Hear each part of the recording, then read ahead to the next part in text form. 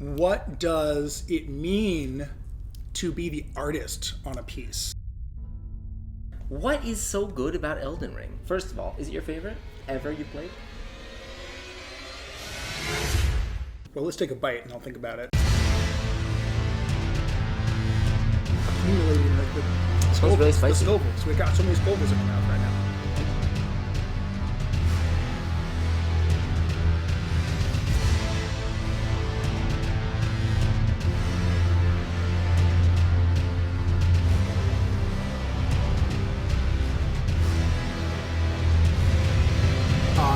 Silent Ellipsis, Elden Ring lore tuber, whose grand unified theory takes a philosophical angle to analyze a video game where you hit things.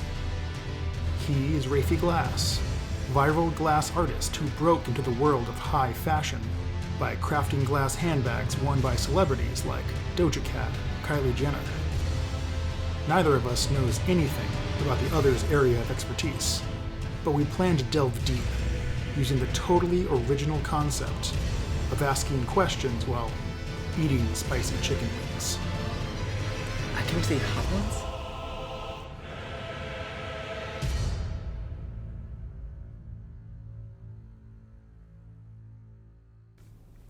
Welcome to the show, Not Ones. This is the classic spicy wing pre-made box that you'd expect from the show that you know. From the show with the ones. And we can do like this. First one. So we aren't sponsored by Hot Ones. No. But if they wanted to if they want to sponsor us, that would do it. Or Josh, you could make handmade glassware to contain the hot sauce in. Or what about like a little pedestal for each wing that you can sort of pluck it out of? I mean, we had to put a lot of effort into applying the sauce manually. So what if you had some sort of glass contraption that like you put it in the top and then it gets sauced? Yeah, like a... as it goes down? Yeah. I always thought when it comes to unique kitchen appliances for one unique task, there's just not enough of those. I need a particular thing for that thing. You know what I mean? I'm not going to lie. Banana slicers are one of those things that makes something in my brain just set on fire. There's definitely got to be a real banana slicer. Oh, I've seen it. I've seen it in the store, like in a Bed Bath & Beyond or something. And it's literally the softest kind of food that I have ever used a knife on. It's so easy. It couldn't be easier. Ooh, yeah. All right, let's do it. The first one is Senor Lechuga. They don't tell you this on the real show. This one has 1,200 Scoville heat units. Also, Also, we should mention that we ran out of chicken wings, so half of these are going to be dumplings. Would you like to start with a dumpling or a wing? Yeah. You know what? I'll start with a dumpling. I'm really curious what it's like to have hot sauce on a dumpling. All right. Pork gyoza. Oh. Yeah, this one's got sort of a citrusy kick to it. Actually, it burns my lips a little bit. Mm-hmm. Surprisingly. Yeah. That's a little spicy. A little spicy. So you're a real professional person. You don't do YouTube like full time. Oh no, right? I have an actual job. The upside is I am self-employed, which means I have a little bit of control over my schedule. But yes, I do have another job that pays the bills. Do you want to read this one? Sure. Liftoff. Green Thai vibes. Karma sauce. Karma sauce. Oh, and this one has 5,600 Scoville heat units. So hypothetically, this is like almost 5 times as spicy. Right. Cheers. Cheers. This one's not spicy. This one's not as spicy as the first one. Yeah. It really doesn't taste as spicy, which I think is what we were wondering before we started. Some of them I think are objectively spicier by the capsaicin count, but like the experience, yeah, it's very different. Fun fact: this way too. Copyright applies specifically to a recording. If I were just like talking to you in person, I can't copyright anything I've said because it's not fixed. Technically, you own the copyright to that, and I own the copyright to that. Cool. That's... This is the Sriracha Hot Ones Pickled Garlic Hot Sauce. The Scoville units on this are 18,000. 18? So this is another, like, 3 times as much. Another 3x. Not spicy. Sorry, Sean Evans. Not spicy. Fucking mild. Oh. Come on, Sean. 18,000? What Yeah. does numbers even mean? We really tend to emphasize the importance of just like winning, always growing, always getting bigger, always getting True. whatever. But True. like, there's a balance to be struck in everything, Yeah. right? Even in like, YouTube content creation, you're going to have a conflict between like what is going to just get you the most views and what's like content that you're going to be proud of in the long run. And you're going to need to strike that balance from time to time, right? We should wing up. The artisanal hot sauce, elotes, loco. You know elote? Elote is the street corn. Oh, yeah. Yeah, with like the mayonnaise type stuff on it and tahini. It's okay. This is 26,500 Scoville heat units. It's about twice as much as the last shoe. one. 26,000 shoes. 500 shoes. Cheers.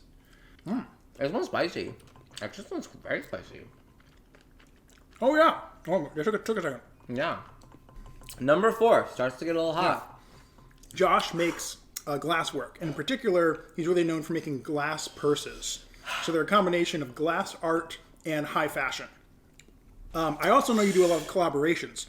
Yeah, no, this one's actually hot. This one's hot. I don't know why. It just keeps we keep accumulating the This one's really spicy. The Scovilles. We got so many Scovilles in our mouth right now. I know you do a lot of collaborations with other artists. Yes.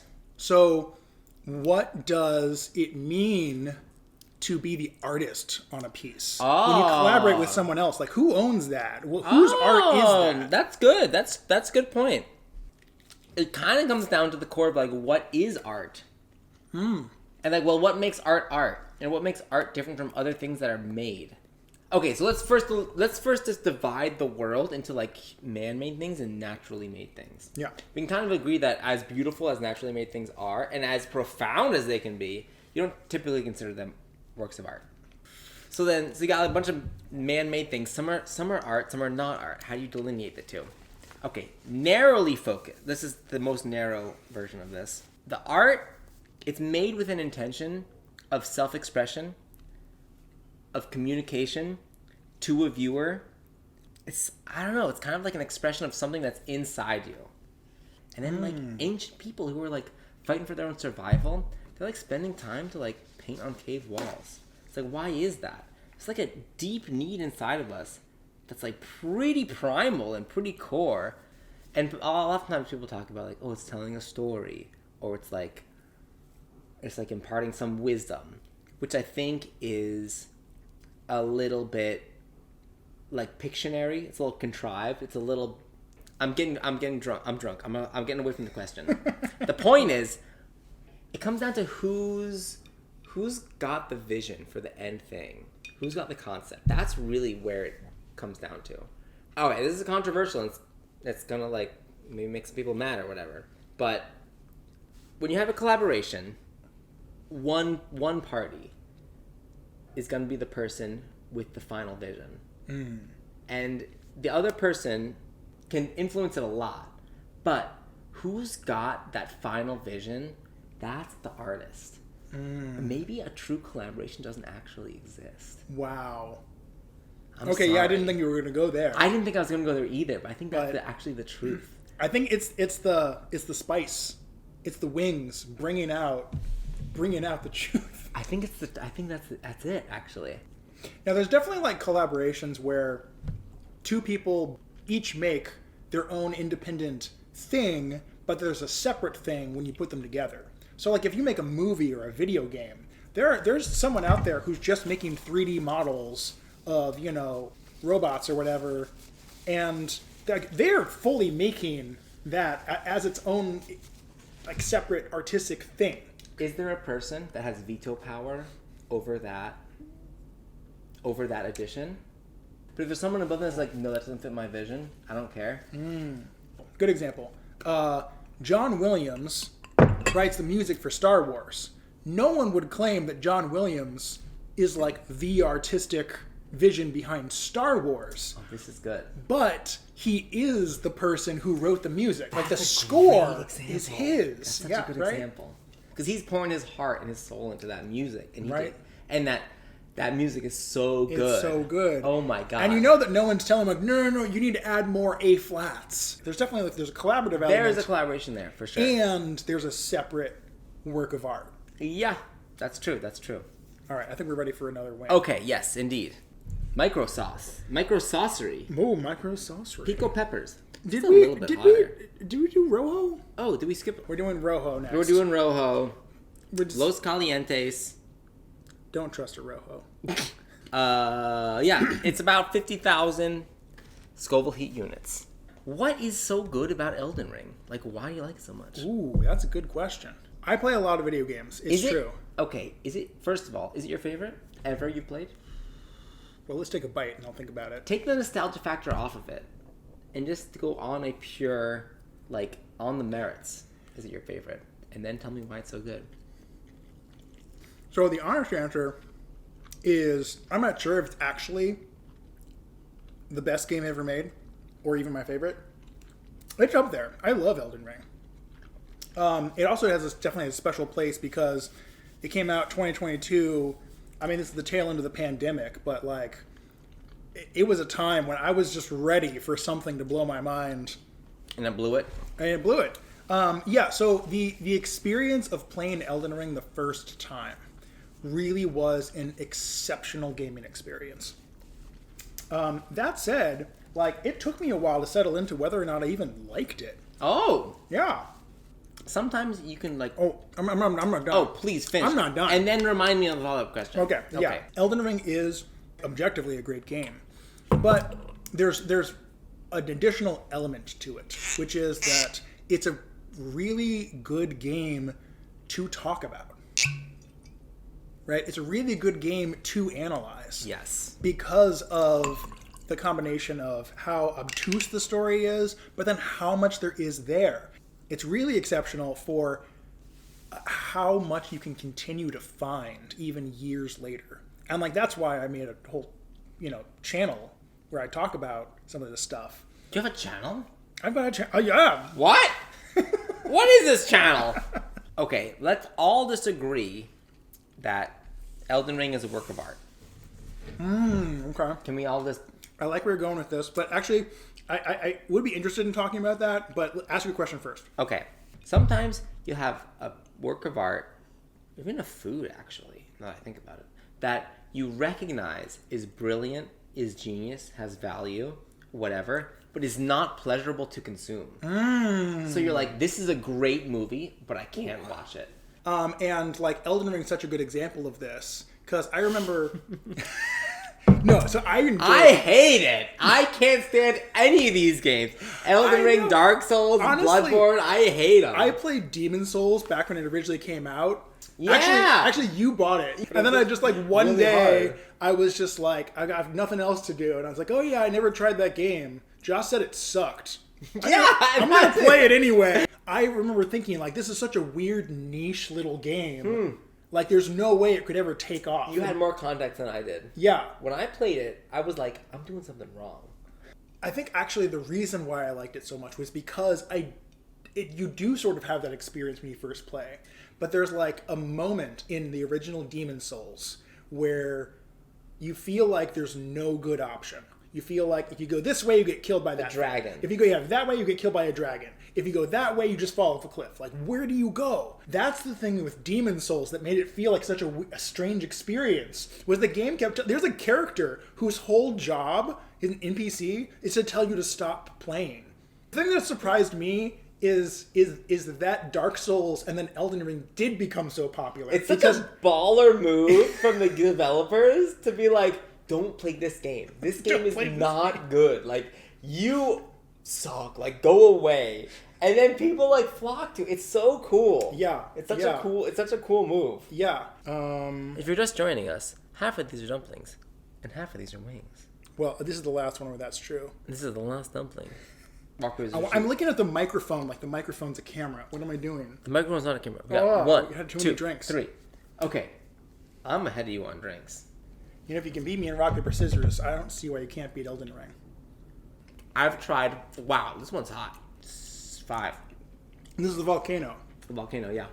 This is a perfect example. It tastes like it's gonna be really spicy, but you don't feel the burn. Okay. Is that spicy? Because honestly, I don't know. that's not that spicy. I don't know. This is fine. I feel nothing. Right. This is 76,000 Scoville heat units. Oh, wow. Like, I'm supposed to be impressed. Get good, as we say. That is the thing people say. They're like, how do I be this person? It's like, Yeah, that's something a whole part of like the Souls community, the get good thing. And I do think it gets misunderstood. Every time I ask for advice, people just say get good. And definitely it's also the case now that people are more prone to give meaningful advice.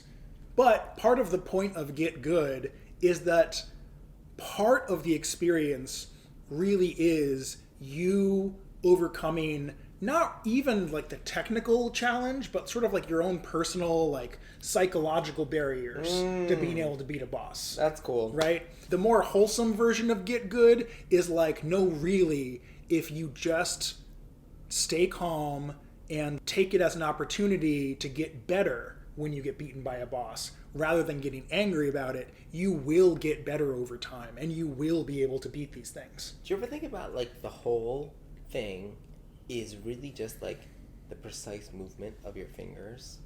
That the difference between like beating this tough boss and dying to it is just like a tiny movement. A little different in these things. And like, does it really make a difference? Like, look at these things.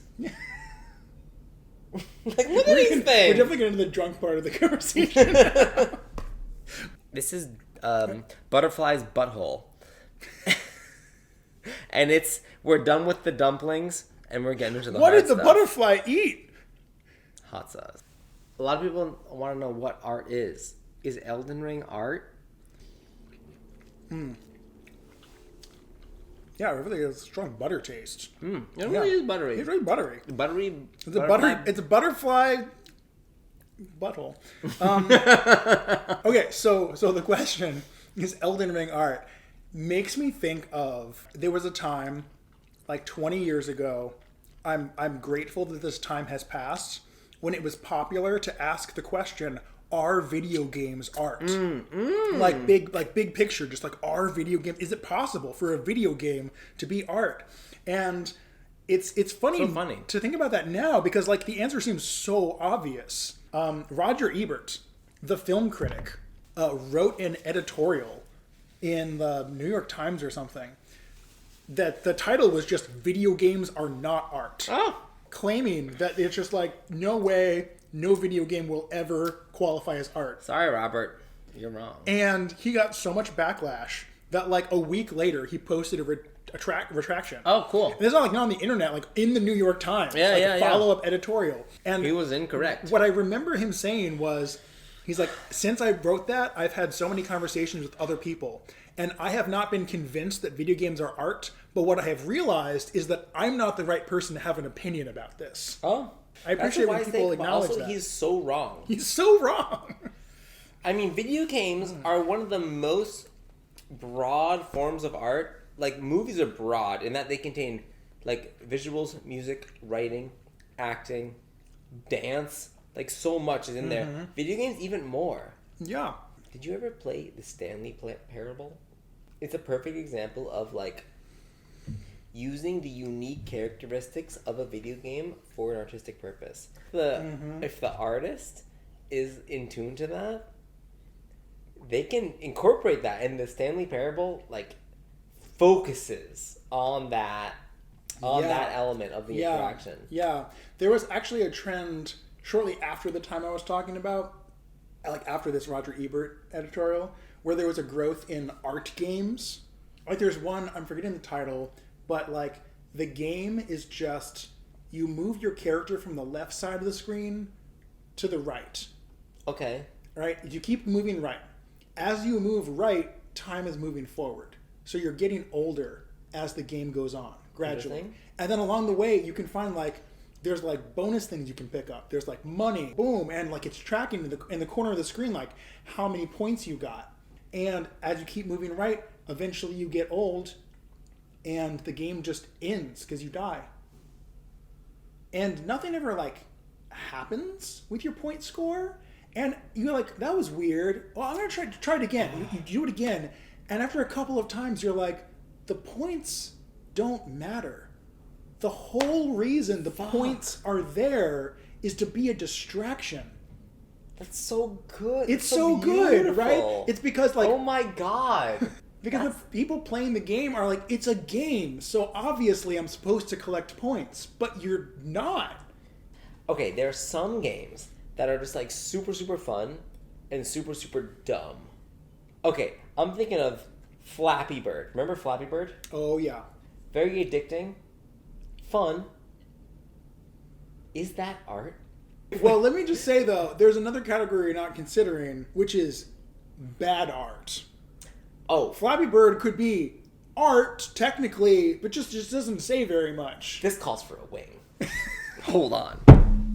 Also, for the record, I am wasted. Finished.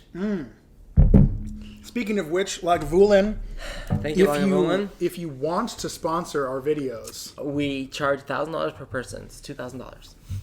is that we should talk about I feel like this. that's pretty good. 1,000 for me, 1,500 for my friend. But you guys come with a number first. You and then we'll negotiate. You propose a number, we'll come back with you with 50% more. So blowball us. Yes, let's do it. All right, This is third from the last. The bomb. This is where it gets real. First ingredient, red hot chili peppers. It doesn't even tell you what they are. That's it. First ingredient. Red hot chili peppers. Second ingredient. What is that? I can't read it. Water. Oh. Is this one? Yeah. Okay.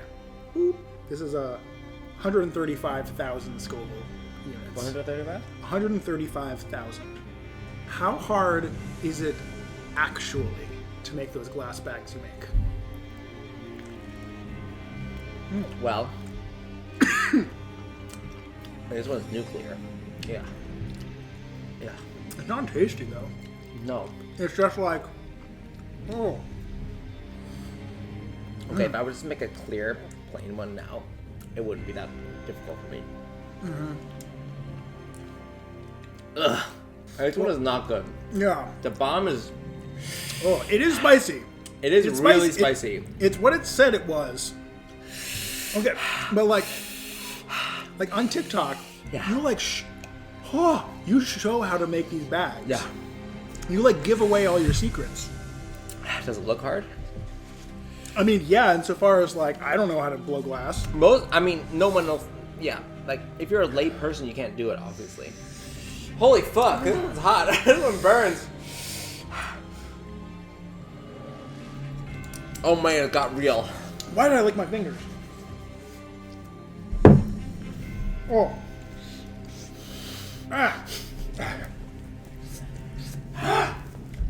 Oh, I beat Millennia. I can beat this.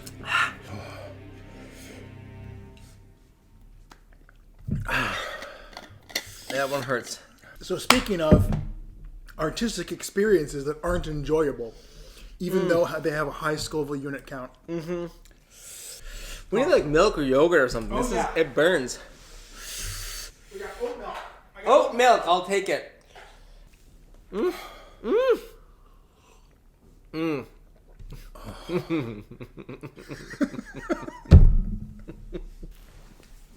Okay.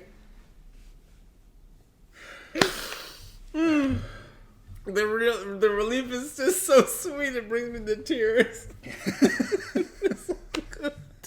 It feels so good. Oh my god, this is delicious. It's sweet.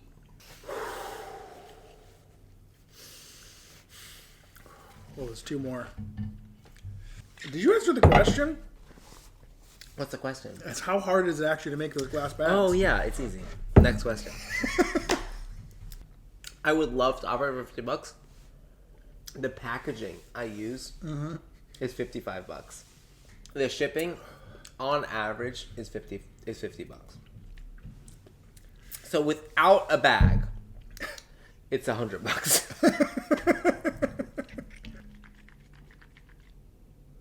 You a DJ now? For like bare bones minimum bag, $200. Because every artist wants to know, very common question, how much I sell my work for. At the end of the day, the only significant variable is how much is someone willing to pay for it. Yeah. That's really all it boils down to. Imagine before you started this channel. It wasn't that long ago. It was like 3 months ago. How do you feel about your expectation for the channel and where you are now? Cheers.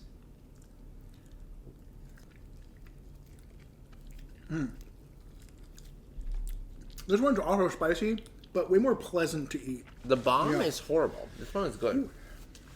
Very spicy. Yeah, I mean, I only started a few months ago, and the main answer is, if I think back now to like when I started, I'm absolutely blown away with how successful I've been in a short time. And I'm still a small channel in the grand scheme of things, but the idea that there are thousands of people who are interested in what I have to say is actually just sort of overwhelming sometimes. Really? I had a specific day when my first video was like starting to take off, where I was like trying to fall asleep, lying in bed, and then I kept periodically just like looking and seeing like new comment, and I was like, and I would look, and they were so positive. They were so overwhelmingly positive that I almost started crying. I was just sitting there being like, what is happening right now? Yeah. Yeah, it was really like a movie and experience. I was like, oh, I get it now. But I'll tell you, the flip side also hit me almost immediately. My own expectations for myself just started going up so fast. What was the first goalpost? I thought like 10,000 views. Yeah, I thought. Blew past it. Blew past it. But yeah, now if a video only gets 10,000, actually, I have a video that I really like, which as of this recording right now only has 10,000 views. It's my worst performing video. The last one? No, it's like 2 videos ago. It's Celestial Color Theory. Yeah. It's just like sometimes like you can't really predict what's gonna. I need like more milk or something. Oh yeah. Let's get you more milk. But it's such a beautiful thing, and it's something people don't realize of like the power of eyes on you. Oh yeah. And like what that does to you psychologically. Yeah. The other thing I realized as soon as I experienced that for the first time was, oh man, there are so many content creators and like creative people out there who I've appreciated for a long time, and I never bothered actually like subscribing or commenting on their content. And I was like, I should go like like their videos. Oh wow. You know what I mean? Because it matters. It matters to them. Yeah, it really like makes a difference. Ooh. That one was hot. Yeah. That one we stopped doing the thing. Oh yeah, we didn't explain. That's the Queen Majesty. Sicilian Scorpion Hot Sauce, the Queen Majesty, 816,000 Scoville hot units. Which is why like I taste this and I'm like, it's so sweet, but like milk is sweet. Milk is sweet. Milk is sweet, motherfuckers. For a long time, and I've told this to you, you were chilling. Yeah. Just chilling. Whew. Like you said, like inevitably in life you hit times when like you're like, you know what, I'm gonna do X, I'm gonna do Y, I'm gonna make it big, and life's just like, no you don't, and just pushes you back down. That it's pretty easy to get into a state of being like, you know what, the way things are right now is good enough. And then especially like in the midst of the pandemic, I feel like we all had to kind of get used to things not being optimal. And so for me, I dance, right? That's one of my big social outlets. And that's just what's gone. You can't dance with other people. True. While the pandemic's going on. Yeah. It's one of the worst things you could do. Totally. But as soon as I started this project, I was like, I felt something in my brain turn on. What was it? Was it like ambition, or was it like the intellectual, like rigor of it, like the inquisitiveness, yeah, like the research of it? Yeah, it's more like the latter. It's not so much ambition. It's not because it's not like I have this driving need to be like the biggest or the best. It's more that when I was in college, I would constantly just be like have these crazy ideas like, oh, for anything, constant rush of ideas, and you don't actually act on all of them, but just like feeling like you're living in these like these super dynamic intellectual moments. And then as I got older, it was like, sure, I've got all these great ideas, but like who wants to make it happen? Who wants to fund it? Who wants to pay me to do anything? I graduated from college, and this is aging me a bit, but whatever, right before the biggest economic downturn of the last like 50 years. 2009? Yeah. In 2009, we're all meeting back up, 5 years since we graduated high school. And what did you used to do was the standard question. Because no one had a job. Literally all of us were suddenly unemployed at the same time. Oh. Yeah, that was the Great Recession. It doesn't matter how good of a college you get into. It doesn't matter like how hard you worked. If you were that age, that one of those older millennials that had just graduated and then the entire economy collapsed, you just don't have a job. It doesn't matter how hard you worked. That's the lesson that life was telling us. Right? People who were in my graduating class graduated from college. We had done all of the work to set ourselves up for life, and then life just said, nope. Damn, I didn't know that was that way. Yeah. Anyway, so for me, the feeling that I'm talking about, it kind of reaches all the way back to like college when I felt like super. I mean, I remember feeling this way sometimes when I was hanging out with you. We had tons of creative energy. Oh, remember when we decided to do that music writing, not competition, but event? Oh, it was like February album writing month. Yeah, it was like a song a day or something. And so like I went to class and came back and I was like, oh, I wrote a song yesterday, and you were like, I did too, and I was like, cool, and I had a piece of paper that had like lyrics and chords on it, and you were like, let's do my song first. I was like, great, what's your song? And you handed me a piece of paper, and it just said on it, we're in the desert.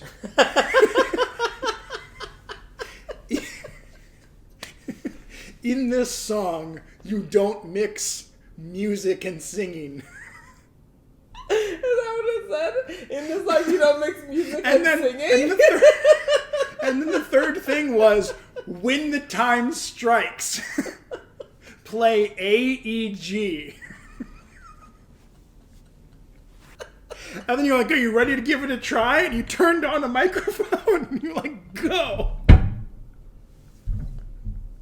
Oh, man. This show has really gone off the rails. Yeah, really gone off the rails. All right, we got one more wing to do. We got one more wing. I think we could do it. It's the experience. Oh, God. Wait, we need to actually, talk about this one. This one, this is the official Hot Ones Last Dab experience. I didn't even touch my eye. I just touched my skin and it's burning. This is 2,693,000. And as is traditional, we do the last dab. We do a drop on this. And a drop on this. Didn't you already marinate it in this? Yeah, but that's the tradition. Oh, the last dab. The last dab. You do an extra dab. An extra dab. Okay. So we might die.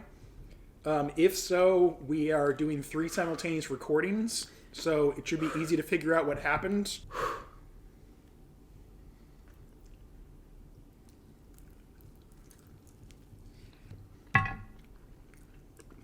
You just killed her so fast. I want the full last dab experience. Oh, yeah. The whole thing at once. Mm-hmm. It's actually tasty.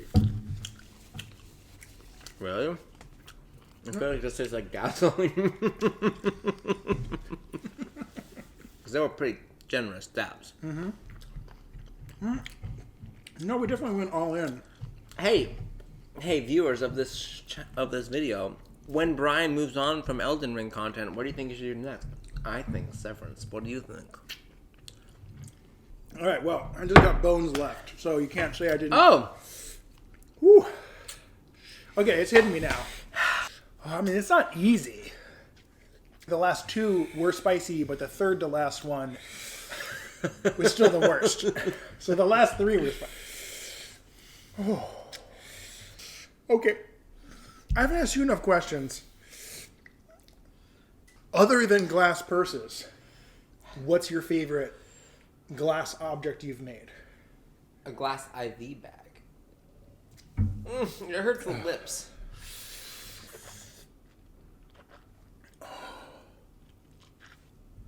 Oh, IV bag. I don't think I ever saw that. You know, at the end of the day, it's not about the bags you make, it's about the life you live. At the end of the day, you're another day older. And you gotta get that bag. You've gotta get that bag. Don't get the bag. You don't need it. It's a dumb thing. It's not. I've got one. I've got a Rafie original glass handbag. Don't get it because Doja Cat has it. Don't get it because Kylie Jenner has it. The celebrity worship thing has gotten out of control. Don't get it because you think it's going to make you pretty or hot or cool or different from your friends. Only get it if you really love it and you think it's going to make your life a little better every day when you look at it.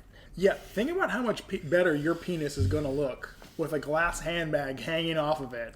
And it's not only is it a decoration, but it's also a flex. But aside from genitals, I can tell you, one of the upsides of this bag, and I think this is going to be true of a decent number of the bags, is if you put this like in a window that gets sunlight, it has a whole separate look, and you just have to see it in real life. It's really cool. Right. Oh. All right. Oh. Well, that concludes the show. Johnny, any last questions or final words or anything? Well, first of all, I thank you for participating. Thank you for having me as your guest. Indeed, and thank you for having me as your guest. And thank you for hosting me as my guest. Yeah, and thank you for being my guest. Thank you for being my guest. Thank you for eating my sauce. Thank you for drinking my milk. Thank you for... That sounds... Thank you for chomping on my wing. You are the sauce beneath my wings. You're Brian. Yeah. It's the sweetest thing you've ever said to me. Whew. We did it. We did all it. the wings. We did the whole thing. They're spicy. It really does build up. Yeah. And when you smother the whole wing in the thing, it's different from just a little taste. Yeah, no, totally. And the Da Bomb really is the fucked up one. Yeah. For some reason. Yeah. That one is horrible. I think part of it is just that it's like it's not actually a tasty sauce. It's just the only thing you're experiencing is pain. It's just the hurt.